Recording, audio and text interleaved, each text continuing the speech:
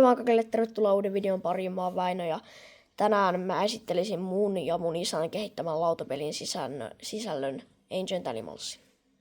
Tässä tulee näitä kortteja. Se on ensimmäisenä tämmönen Andrus Arcus, Arctodus,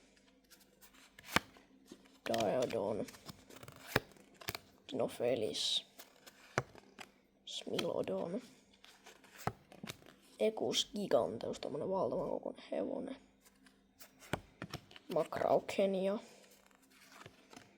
Megaloceros, Sivatherium, Synthetoceras, Calicotherium, Diprotodon, Doedicurus, Megatherium, valtavan kokoinen laiskiainen.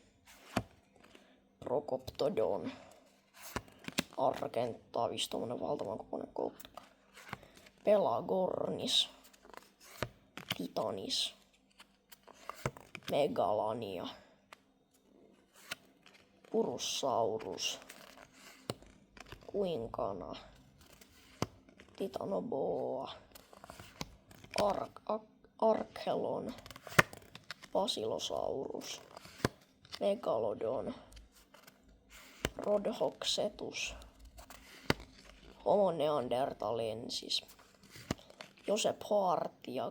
Josephortigasia, Eobasileus, Paraceratherium, Coelodonta, Elasmotherium, Deinocalyrex, Avalanche, tää on superkortti, Mammuthus, Wildfire, Ceratogaulus, Megacamelus, Deinotherium, Thunderstorm, Gigantopithecus, Homo florensis, Castoroides, Coryphodon, Homo habilis, Thalassocnus, tommonen tosi hidas laiskiainen, joka asuu meressä.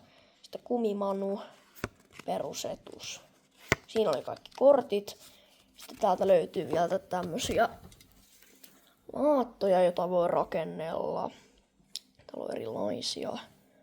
Ja sitten tuolla on salaisia tehtäviä. Jos sä saat tämmösen salaisen tehtävän valmiiksi, niin sä saat tuplapisteet. Ja sitten vielä spinneri. Täältä voi, jos sä voitat, niin täältä saattaa tulla ihan mitä vaan. Esimerkiksi nyt olisi tullut pientä voimaa, niin siitä olisi ollut niinku silleen normaalisti suurin voittaa, mutta tässä niinku hitain, kevyin tai lyhyin voittaa. Mutta tämmönen peli tämä. Muista käyttää kanavatilaukseen ja me nähdään seuraavan videon parissa. Se on moikka moi!